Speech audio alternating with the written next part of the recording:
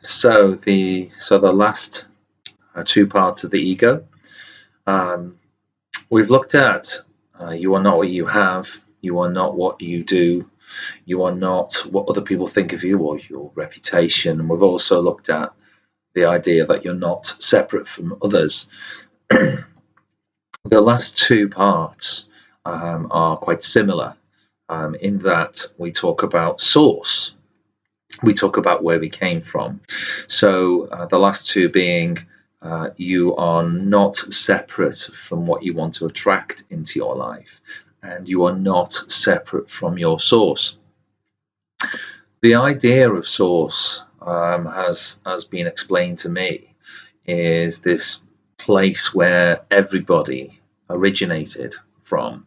And you can look into the works of Max Planck, and you can look into the works of Carlos Castaneda, also The Power of Intention, which is a video that I have by Wayne Dyer, and he talks about this quite a lot, about where he was trying to discover where we came from, where it was that he originated from, where we all originate from.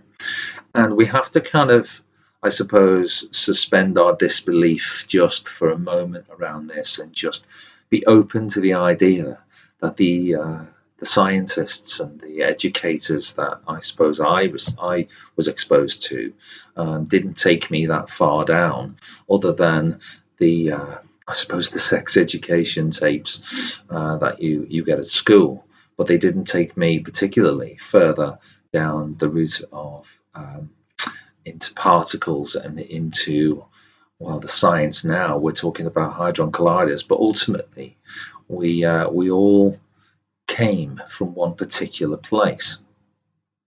And I think when the ego wants you to believe that you are separate from what you want to attract into your life, then it causes anxiety. Now, the way I look at this is that if something, for example, if there is something that you desire, it could be the perfect partner, it could be the perfect job, the perfect car, or whatever it is, then you have to first look at that item that you're desiring. And it could be money, it could be anything. In terms of a car, for example, that car that you desire, that you want to attract into your life, started its life out as a thought. Somebody designed it from a thought, and they brought that thought into manifestation. They manifested the car, essentially. And anything that you desire that you can perceive, you are already connected to. Now, this is quite a sort of, you have to sort of go with me a little bit on this. If the perfect partner, for example, if you can see them in your thoughts, then based on that example, you can bring that person into your life just by thinking about it, and keep thinking about it. If you want more money, you keep thinking about it. If you want that holiday, you keep thinking about it. So you are not disconnected from the thing that you want to attract into your life. And that's what the ego wants you to believe. It wants you to remain separate and to remain in this anxious, depressed, stagnant state. So whatever it is that you want to do, you are already connected to it, and it's just that connecting link that you have to be concerned with, about either cleaning or cleansing that connecting link with that particular person or with that particular part that you desire of your life, and focus on the link rather than the fact that it's just never going to happen.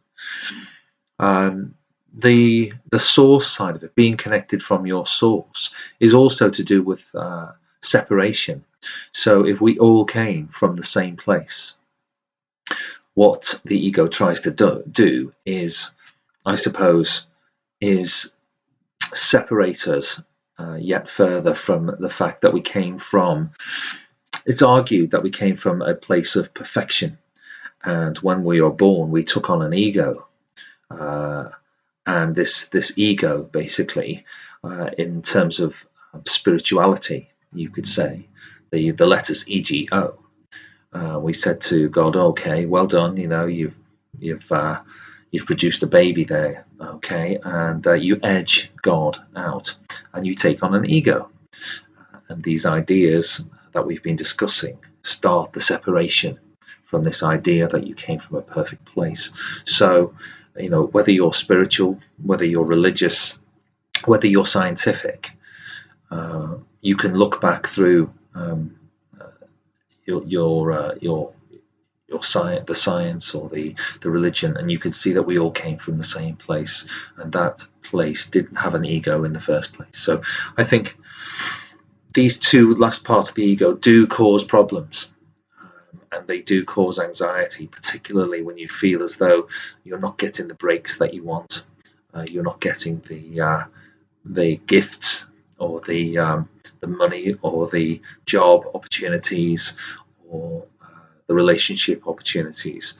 You are already connected to the thing that you desire. It's just cleansing that connecting link.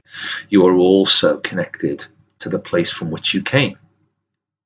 So there we have it, pretty much in a nutshell, the 6 parts of the ego. And it takes a lot more exploring, but these are just sort of nutshell comments, shall we say, on the videos that I've done so far. So to round the ego off just for now, and I will be returning to it on several occasions. It seems for me, and it's the kind of things that I've been reading, and I've been open to. The ego, the 6 parts, are mostly the cause for concern in our life. So the ego will want to keep you away from each other, separate. It will want to make you believe that you can't achieve in this life. It will make you believe that the things that you have in your life are going to make you happy, and the titles that you have are also going to make you happy too. So I think whenever there's a problem in your life, then you should be looking to the ego and saying, okay, which one is it? Is it 1? Is it 3? Is it 4? Is it all of them? And then you can start doing the real work, and moving away from that. I don't think you're ever going to get rid of the ego, and I don't think it's a terribly good thing to do that. I think what we have to do is not lead with it, and not make it a fundamental part of who we are. I've said a lot in these videos, it's more about an internal journey than it is anything external.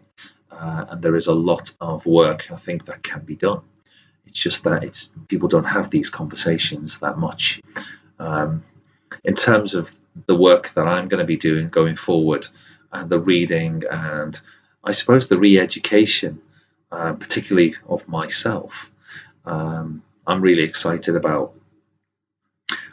Whether or not other people are just as excited about it, I don't know. But there is room for it, definitely, in your life. And I think if you change the way you look at things, as I keep saying, the things you look at change. And that's not a bad thing, I don't think. We never stop learning. And I'm glad of that, really, because I've come to this literature into my 40s now, and I only wish that I maybe come to it a little bit sooner.